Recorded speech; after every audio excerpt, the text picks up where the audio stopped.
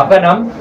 इस्मा मोहम्मद फैसल लाखानी। कौन से स्टैंडर्ड में कितने standard percentage? 10th 96.36% and 91 percentage. कौन सी एकेडमी में? Scientist academy. किस तरह की आपकी पढ़ाई, कितने वक्त कितना कलक पढ़ाई करते थे और उसके बारे में बताइए। 8 to 10 आवर्स स्टडी करते थे एंड जो टेस्ट लेते थे एंड जो शेड्यूल था, हमें डाउट्स होते थे, उसकी एक्स्ट्रा क्लासेस थी, इस वजह से बहुत अच्छा स्कोर कर पाया। और जो फैकल्टी थी वो बहुत अच्छी थी, बहुत हम पर ध्यान देती थी अच्छे से। अच्छा, यहाँ कैसा सिलेबस होता है कि आपको एग्ज़ाम में आसानी मिले, ताकि पहले से ही कैसी तैयारी करवाते हैं एग्ज़ाम वगैरह की? जो पहले से ही फोकस करते, पहले से ही सारे चैप्टर्स एंड जो डाउट्स है साथ साथ में क्लियर करते जाते, तो एग्ज़ाम टाइम पे इतना प्रॉब्लम नहीं आता। क्या बनना चाहते हो? डॉक्टर बनना है, MBBS करना है। और क्या आगे मैसेज क्या दोगी बच्चों को, आगे स्टूडेंट्स को? बस यही कि आप पढ़ाई पे फोकस करो एंड अपना करियर बनाओ। फैमिली का सपोर्ट कैसा रहा? अल्हम्दुलिल्लाह बहुत अच्छा था फैमिली का सपोर्ट, उसकी वजह से आज हम यहाँ हैं।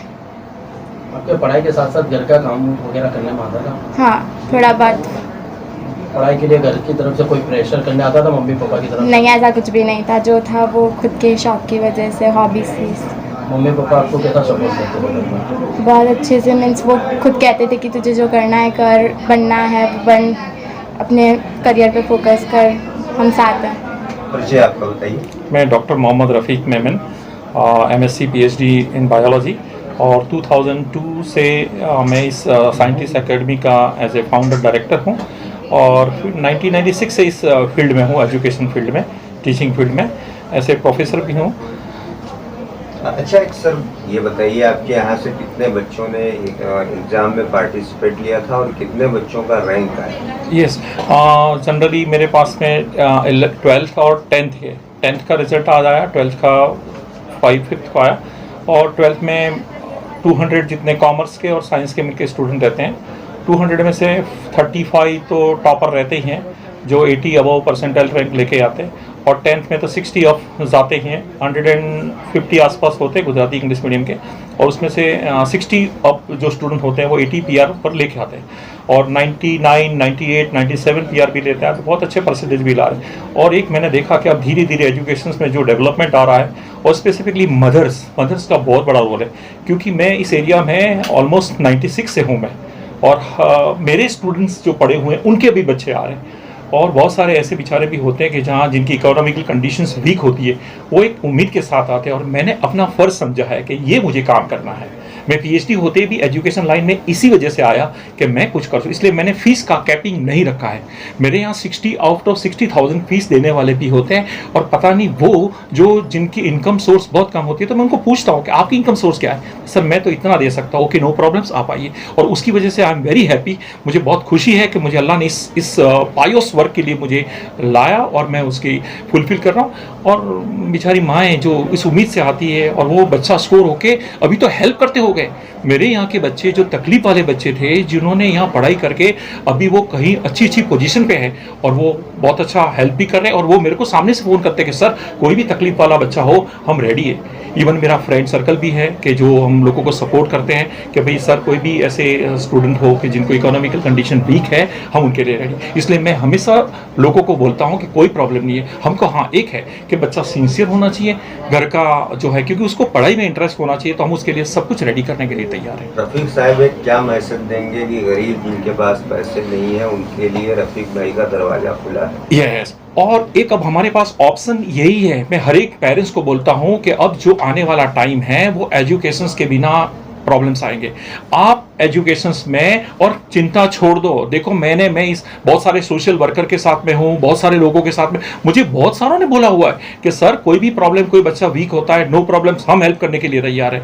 तो आप अपने बच्चों को पढ़ाइए, और पढ़ा के बाद में आगे बढ़ेंगे, क्योंकि डे बाय डे बहुत सारी फॉरेन के अंदर मेरे स्टूडेंट्स आप देखो USA में बहुत अच्छी पोजीशन पे है, आप जर्मनी में देखो, आप मिडिल ईस्ट में देखो कि they are in a very rich position पे पहुंच गए हुए हैं, और वो बहुत अच्छा अर्निंग कर रहे हैं। तो हमारे पास ये ऑप्शन है कि हम पढ़ाई करें और आगे। तो हर पेरेंट्स अपने बच्चों को पढ़ाएं, पैसों का टेंशन छोड़ दो, कोई प्रॉब्लम नहीं है, होगा, यहाँ सब कुछ होगा। छात्रों के अंदर एक साइंस को लेकर कहीं ना कहीं डर रहता है कि साइंस कैसे लिया नहीं, जाए। डिपेंड है एक्चुअली। मैं एक टीचर्स फैकल्टी को भी कहता चाहता हूँ कि वो लोग बच्चों को 9-10 के जो टीचर्स होते हैं, 9-10 के टीचर हमेशा बच्चों को कंसेप्ट तैयार करवाएं।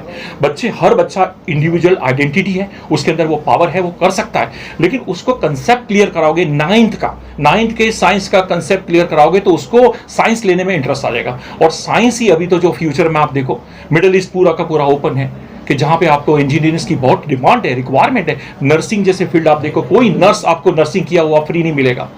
तो वहाँ पे ये है कि उनको डर को निकाल सकते, वो टीचर फैकल्टी के हाथ में है, ऐसा कुछ नहीं है। और वो आराम से हो सकता है, कोई साइंस कोई इतना हार्ड नहीं है, या मेरे यहाँ कोई साइंस में फेल नहीं होता है।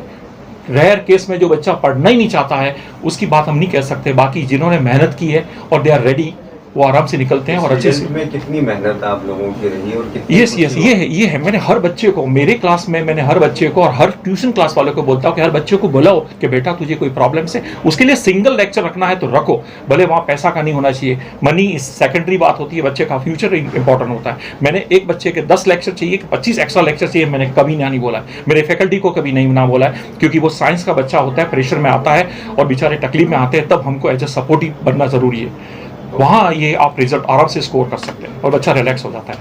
और मैंने 10th स्टैंडर्ड साइंटिस्ट एकेडमी से किया था और मेरे 99.06 परसेंटाइल है। आजकल के लड़के ज़्यादातर सोशल मीडिया में रहते हो, आप टॉपर्स हो, तो किस तरह की पढ़ाई, आपका टाइमिंग किस तरह का रहता था? 4 to 5 आवर्स पर डे और एग्ज़ाम के टाइम पे ज़्यादा हो गया था, 8-9 आवर्स पर डे होता था। और सोशल मीडिया बिल्कुल बंद, फ़ोन ही बंद। पढ़ाई में कितना समय बिताते थे आप? जब भी टाइम मिल रहा था तब पढ़ाई होती थी। पढ़ाई के समय जैसे शादी ब्याह वगैरह में जाते थे आप?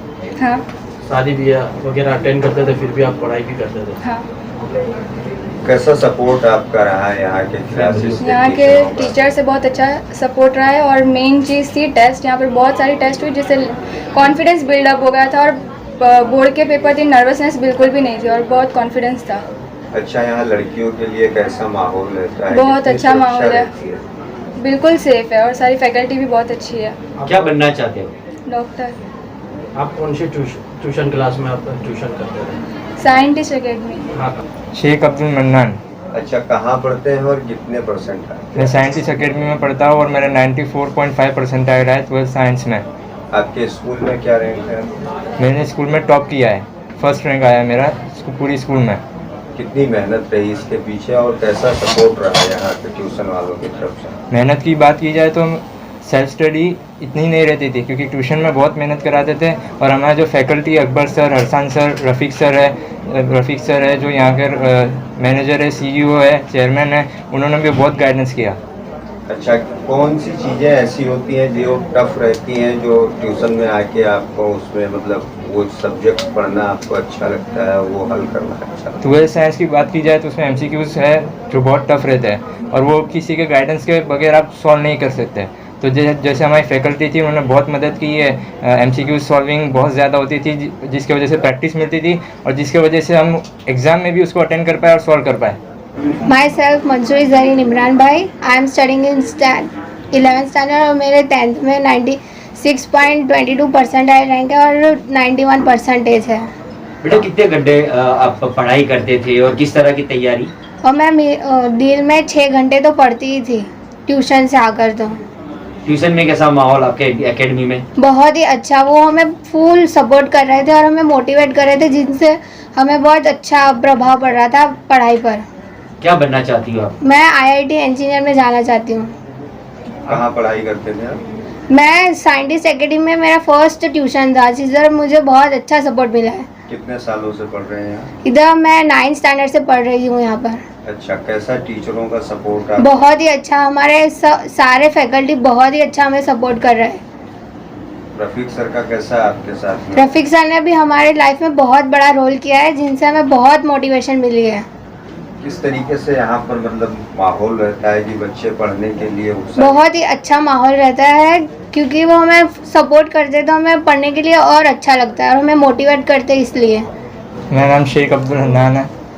हन्नान भाई, कितने परसेंटेज आए और कितनी खुशी हो रही है? मेरे 93.1 परसेंटाइल है 12th साइंस में और खुशी और प्राउड दोनों ही बहुत है।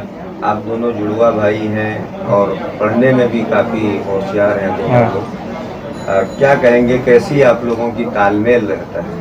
हम दोनों एक ही जगह पे पढ़े, साइंटिस्ट एकेडमी में, सब एक ही सर थे, सब ने एक सर की मेहनत की, इसके लिए परसेंटाइल भी सेम है, थोड़ा आगे पीछे हो गए।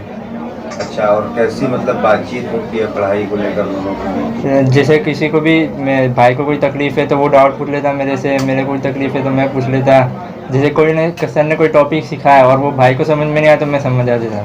अच्छा, और यहाँ का माहौल कैसा रहता था आप लोगों का? माहौल तो एकदम पढ़ाई वाला और एकदम एजुकेशनल, जो एनवायरनमेंट चाहिए, जैसे एक्सपीरियंस फैकल्टी चाहिए, वो हमको मिली थी। अच्छा, क्या बनना चाहते हैं आप? आगे इंजीनियर बनना है, और वो भी कंप्यूटर साइंस में। क्या मैसेज आप देंगे कि मुस्लिम बच्चे जो हैं वो पढ़ाई के क्षेत्र में आगे बढ़ें?